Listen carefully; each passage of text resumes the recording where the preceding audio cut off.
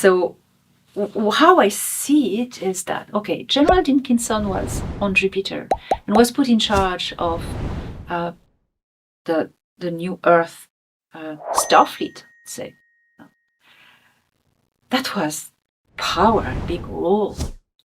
And then the update of the disclosure plan is given to the head of the NORAD, General Van Herk, for tactical reasons, and I suppose that's a good reason, not, different people leading different sectors of this. And I think, to me, it's just a question of power. You were given the to be at the head of the agreements that happen on Jupiter, but I was given the disclosure plan, and you don't step on my, my territory. And I think that's just what it is. I think that's just what it is, and there's nothing to worry about. And Santa Claus, yes, Santa Claus. We have seen. We have watched the leaked videos of the Apollo mission where the astronaut describes, "Hey, Houston, we have a problem. There's a Santa Claus there," and we know that Santa Claus is the name for UFO. So, who's going to be in charge of? That's what the power struggle is, to my understanding. Who's going to be in charge between these two men of either representing the first civilian contact with extraterrestrials, presenting them, introducing them to the public? Who's going to be in charge of that? It's going to be a military person.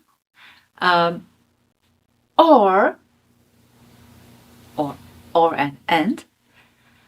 Is it who's going to lead the project about retro-engineering technology and UFO technology? Who's going to have the ET technology? Because, okay, there's everything we've retro-engineered until now. Now people start to know about it. You have David Grush, who came out to talk about this, and other people.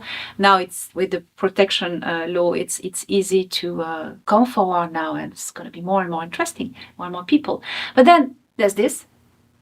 But, the disclosure is moving forward. Now the extraterrestrials plan to reveal themselves publicly, because they've been working with the government since a good while. The governments know a lot about them. They're working together. There's the Earth Alliance. They go to meeting in space. You have all the people walking among us, etc., etc. So who's going to take in the technology now that these ETs are going to openly give us? Because at the moment they make first contact, civilian contact, public contact. It's official that they're on TV, they're in the streets, they're everywhere, the ships are coming. We step into a new era where we're about to join the Galactic Federation of Worlds for protection and for exchange of technologies.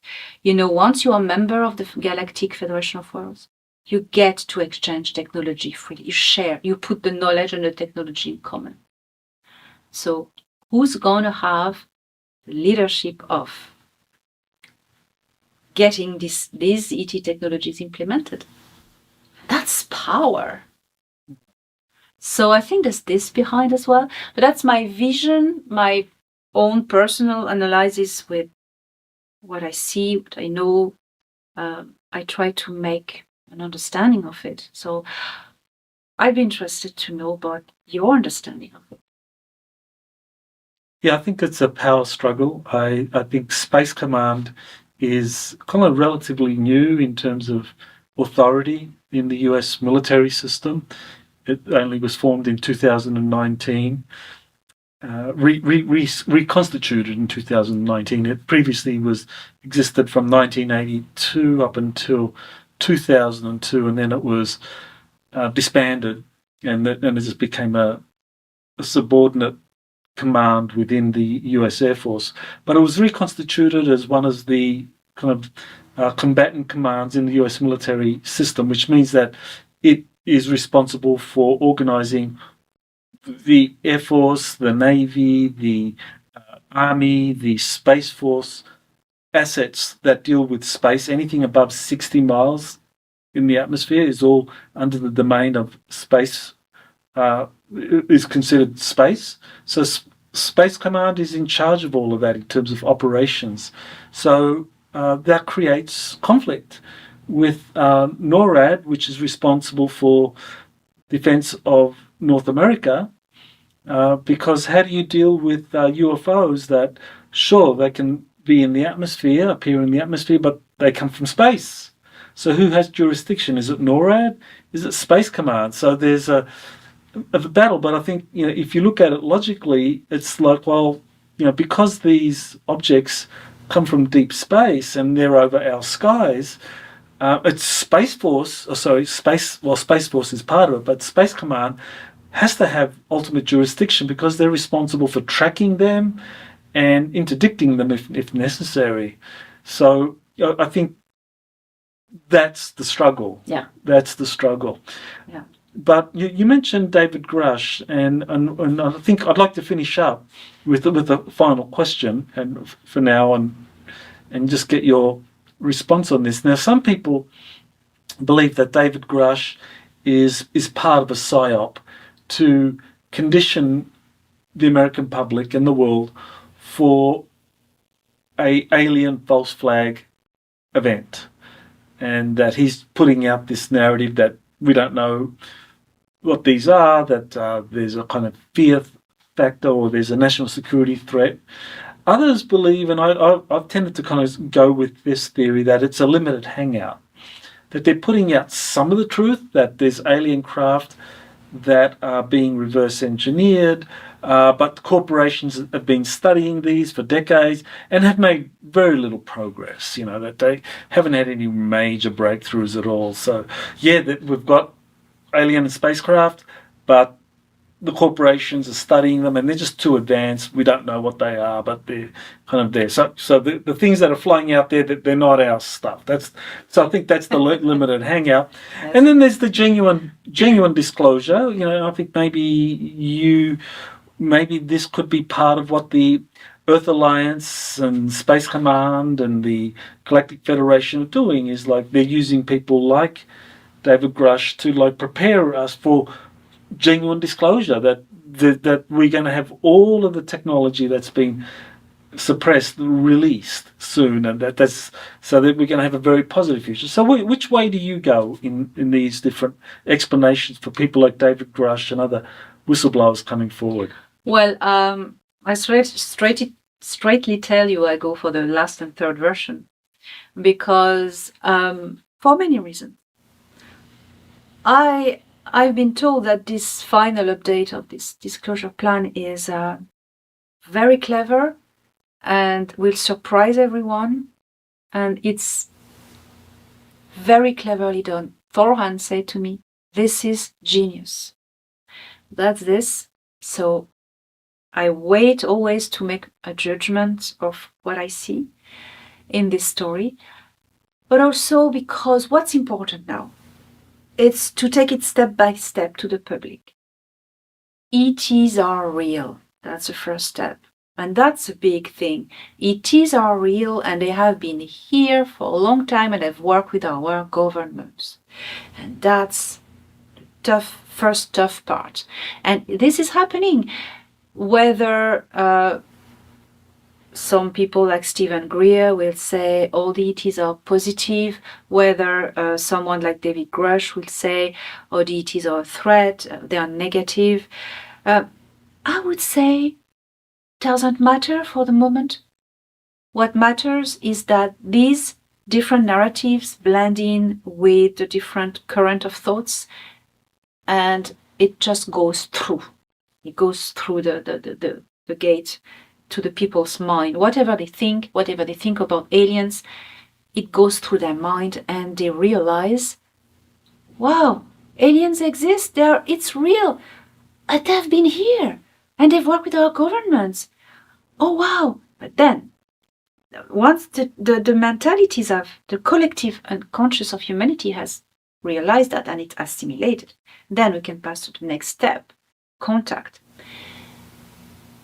But I think that, if the truth was said straight away about the retro-engineered technology, what does this imply? To disclose all the top secret stories. Because what does it imply? Oh, so we have retro-engineered this technology.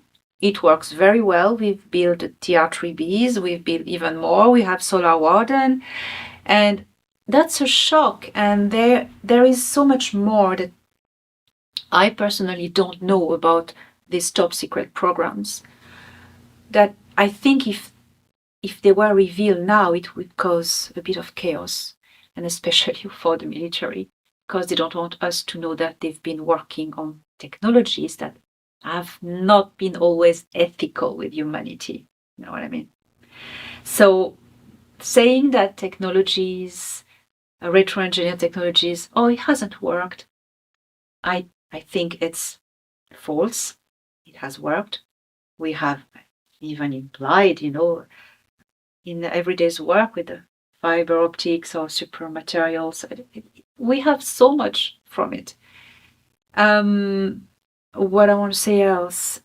So that's the work with retroengineering technology. That's the work with the good ETs. They've given us technology, but it hasn't really worked. That means we're not going to tell you now yet about our secret space program and stuff. Not yet. It's too much, and we need to clean up our house before we open it to the public. But then also, the narrative, there isn't any extraterrestrial, any regressive extraterrestrials. They are good. Of course, to me, it's absurd. Why would we have the monopoly of evil, on this planet? It's ridiculous. It's everywhere. It's because also, if the governments disclose that they've been working with the Orion Greys, for instance, or the Sika reptilians, well, they're gonna get to tell people what they've done with these ETs. The abductions, the Montauk, the MILABs, military abductions, the harm that they've done humanity, that they've sold out, the Majestic 12 has sold out humanity to the Orion Greys. They're going to have to say that, and they don't want to. So as long as the deep state is in power, they won't go there, saying that, oh, there are regressive aliens. We have worked with them. Oh, no, they're not going to say that yet. That's not them to say that. That's other people who are protected, I suppose, will come forward. So that's my view on it, and I always keep in mind what Thoran said to me. This plan is genius, and you will be surprised until the end, to the end. So I think David Grush knows more than he revealed, and he cannot reveal everything because behind him there are, I think, entities, military entities who forbade him or to say things, or he may have signed the NDAs, I don't know. But it's just a start, What's important is that humanity realizes that they are not alone in the universe. ETs are real, and they have been here, and they are here. So that's, to me, what matters. And I personally have very strong reasons to believe there will not be an alien invasion scenario. It was planned. It was a real thing. They've prepared. The deep state has prepared all the holographic technologies, has prepared to use false aliens and ships that they've retro-engineered to make believe it's alien invasion. But how things are now, it won't happen. I believe it won't happen because the exopolitical scene on Earth has changed. So do you still feel confident that 2023 is going to be the watershed year? It's going to be the one where we step into this kind of post-disclosure world, and all the things in the past will be revealed and will eventually be kind of like forgotten, or like hard to believe that that we actually lived through that. So you still feel optimistic about what's ahead in the next 6 months to a year? I still feel optimistic. Now there's a lot of interference. Will it happen everything in 2023? I think it has started and it's taking the time it needs, but I think 2023 and 2024, personally, I see the speed, slow speed it's taking, and I would say it has started. 2023 is the year of disclosure, but to know the whole of it, maybe it will take another year to spread it throughout time.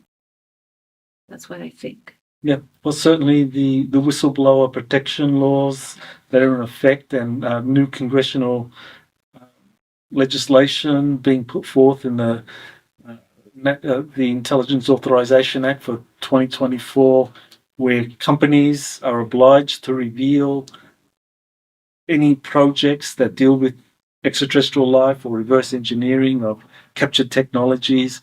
That to me is like, well, that's really putting pressure on the corporations, because that Congress is saying, look, we know you're doing this, we know you've achieved breakthroughs, so if you don't tell us, we're going to cut your funding. So to me, that's very powerful. And so they have 6 months from when that legislation is passed to when that goes into effect. So certainly I think in the middle of 2024, when that legislation goes into effect, I imagine there'll be a lot of corporations that are feeling the pressure to reveal everything that's going on, and of course the whistleblowers. So where do people go, Elena, to find out about you and your current projects? What do you have planned in the next few months?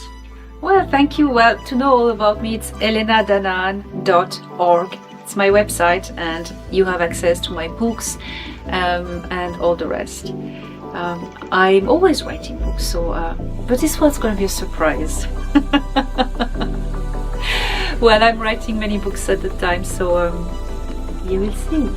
I encourage you to subscribe to my YouTube channel, because I put everything for free in there. There's a lot of videos with all my updates. And if you want to know the behind the scenes, my anecdotes when meeting with Ia, for instance, or with Torhan, what's happening in the everyday lives on the Excelsior or other things, I do webinars and Q&As. So it's a Q&A webinar once a month. You have everything.